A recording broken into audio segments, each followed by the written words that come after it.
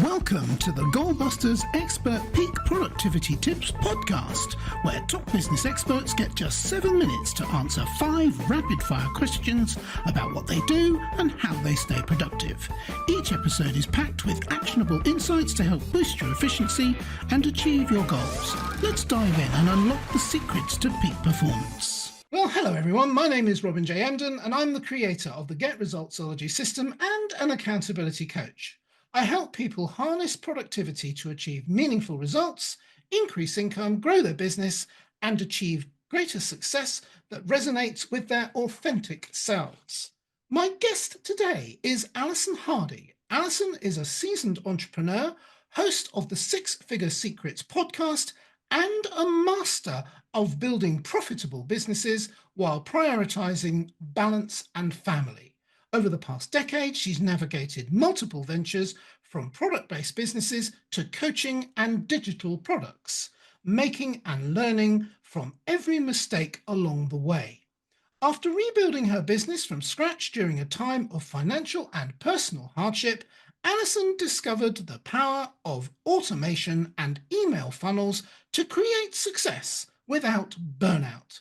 Today, she empowers women to design thriving businesses that honor their health, relationships, and self-worth. Allison, welcome. Hi, thank you so much for having me, Robin.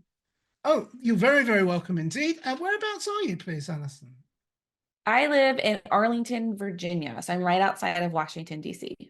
Oh, right. And so you're about 5 hours behind me, I think we established? Yes, so you're in the future, so if anything happens today that I need to know about, if you could let me know, that'd be great. Yeah, stealing my material now. Yeah, perfect. Yeah, absolutely right. I will let you know if anything's going to happen, especially if it's good. Okay, then. So shall we crack on with the questions, Allison? Are you all set for us to do that? Oh, I'm ready. Okay, so we'll just start the clock. There it goes. So, Allison, first, let's talk about what you do. Allison, who is your ideal client, please? My ideal client is someone who is really, really good at working with their clients. So they are coaches, they're experts, they have some sort of knowledge-based business. They help their clients do some sort of transformational thing, and they want to do more of that. They want to sell more of their offer to their audience. Excellent. So you kind of touched on the topic of the next question, which is, what is the problem you solve? And I figure you probably solve more than one. Yeah, a lot of my clients are riding the live launch roller coaster. So they open the doors to their programs 3, 4 times a year. It's a huge launch, it's stressful, it's high pressure. And while they see the validity in that and they want to keep doing that, they want another way to sell outside of that. And so that's what I help them to do. I help them to sell passively. Brilliant. That sounds excellent. Very useful service indeed. So, what is one valuable free action that the audience can implement that will help them to solve that problem themselves? Yeah, so if you're riding the live launch roller coaster and you want to get off of it, if you're like, I want to sell outside of the 3 to 4 times a year where I open up the doors to my program, start emailing your audience.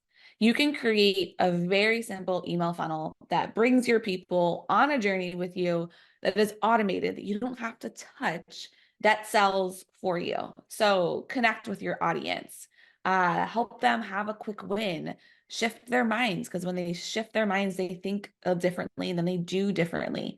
Get them, used to having you in their inboxes, because let's call it like it is. That's where people buy. People aren't buying off of social media like they buy out of email. So if you're going to implement this system, use a platform that is actually designed for sales, and that's email marketing. Yes, brilliant. That all ties in nicely with the know me like me, trust me philosophy, doesn't it? Yes, absolutely. It's a wonderful way to be consistent, to show up in people's inboxes, to serve them. That doesn't require you to show up at a certain place in a certain time. Excellent. Thank you. Very, very good and powerful advice, and some advice I need to take myself. So, so now that we know a little bit more about what you do, let's talk about goal busting, meaning how do you make the best use of your productive time, Allison, to achieve your own business goals? Yeah, I automate every single thing I can automate.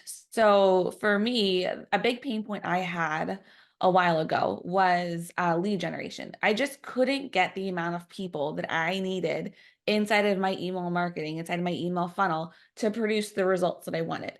I needed more people. So, instead of like posting on Instagram and crossing your fingers and eyes and totals that like the right person sees it at the right time and they're in the mood to like convert into like downloading a lead magnet, I was like, what's a way that I can just present myself in front of audiences that want and need my help?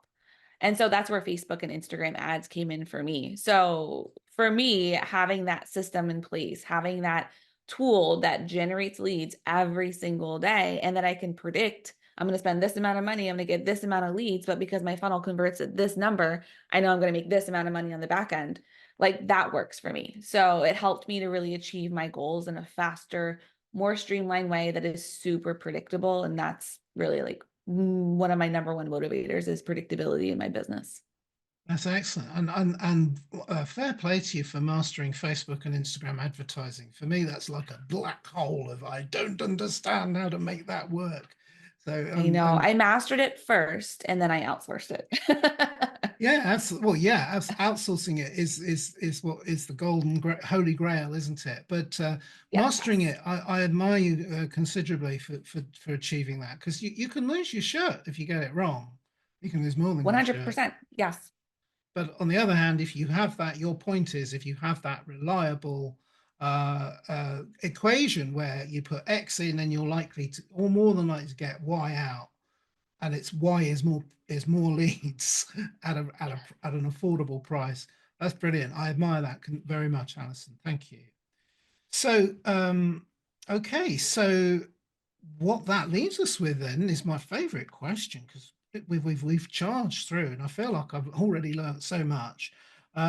So what should I have asked you today, Alison, that I didn't? And your answer as well, please. Oh, what is a common mistake that I see with email marketing? And so there's a couple of answers here. Number one is not showing up consistently in people's inboxes.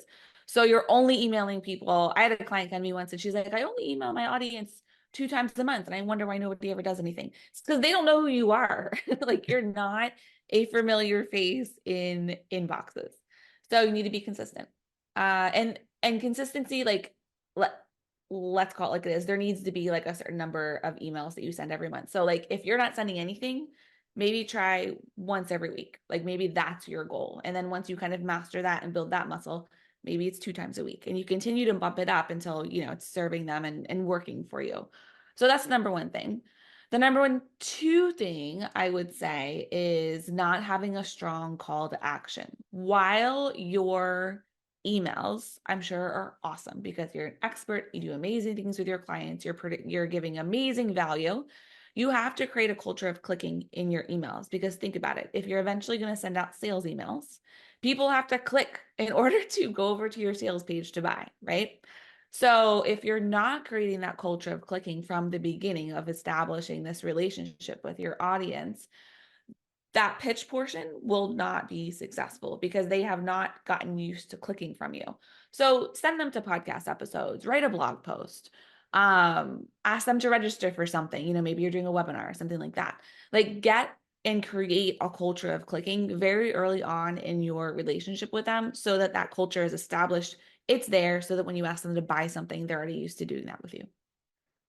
Excellent advice, all superb advice. And while you were talking about that, you mentioned about get a regular amount of. So if it's once a week works for you, I think on the other side of the coin, sometimes people are afraid that they might send too much and people will unsubscribe. And I knew a guy once who used to send a minimum of 2 or 3 a day. And I asked him, well, what do you do about all the people that are unsubscribing? And he said, well, they're not interested in me anyway. I don't really care. So Exactly. Yes. if they get me, if they like my material, they'll stay subscribed and they know they're going to get 2 or 3 emails a day.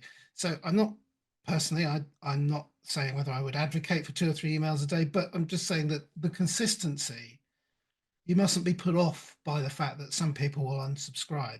Not everybody's going to want your material. That's okay. And that's okay. That's a good thing because like you pay for your email subscribers. So like if you have less people on your list, you're probably not going to have as much of a fee every month with your email service provider. So if we think about it from that, it's like, okay, cool, you're saving me money by unsubscribing. So let them Yeah, go. Lesson reads. I've just moved my supplier for that very reason. It's a very sore point and a very good point too. Absolutely. Thank you, Alison. That was brilliant. So, Alison, how can people get hold of you? And I always like to ask, is there like a nice, valuable free resource they could obtain if they come to your website as well? We'll put the link on the video and we'll also put it in any descriptions that go with the video as well. Amazing. Yeah. Thank you for allowing me to share. So I have a template. It's called the $80,000 email template. It was directly responsible for bringing in $80,000 in sales this year. So I'd love for you to download it. You can find it at AllisonHardy.com/80000 80,000 email. And it'll give you a copy and paste template that you can use inside of your email marketing. It's going to be a little surprising. You'll be like, this is a very unusual email. So you'll find that out when you download it. But it'll give you a copy paste template. You can plug it into your email marketing. You can send it out and you can see how it works for you. I almost thought I heard you say you can download the 80,000, but that's not quite what you said. That's just wishful thinking on my part.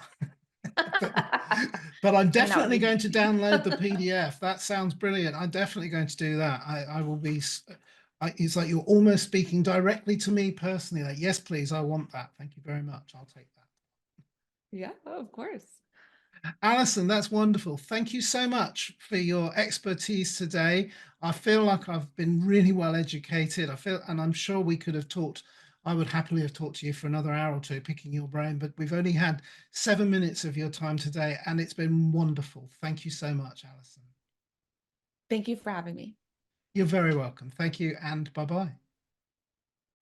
Thanks for tuning in to Goalbusters. If you're enjoying it, please subscribe, rate, and review it on your favorite podcast platform. Your support is very much appreciated.